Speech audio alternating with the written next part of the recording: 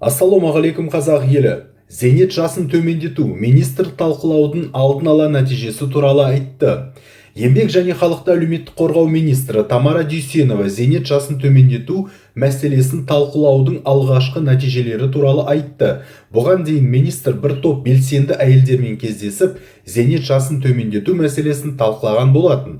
Дүйсенованың айтуынша, сол кездесуде белсенділер де министрлікте өз ұсынысын жасады. Оларға біздің ұсыныстарымызда ұнады. Қазір жұмыс тобы аясында жұмысты жалғастырып, есеп қисапты жасап жатырмыз.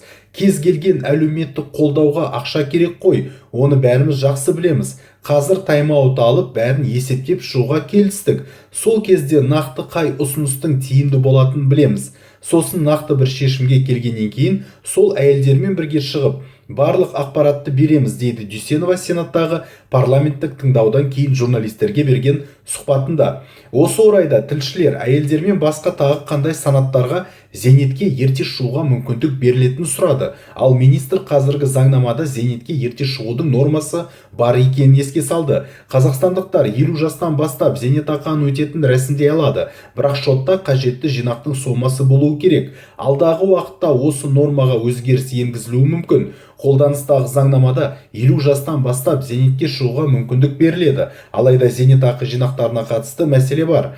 Қазір біз соны қарастырып жатырмыз, деп атап көрсетті Дүйсенова. Айта кету керек, Қазақстанда зейнет жасын төмендету мәселесін кеңінен талқыланып жатыр. Әйелдер зейнетке шығу жасын 55-ке немесе 58-ге дейін төмендетуді сұрайды. Бұдан бөлек зиянды және ауыр өндірісте істейтін жұмысшылар да зейнет жасын төмендетуді талап еткен.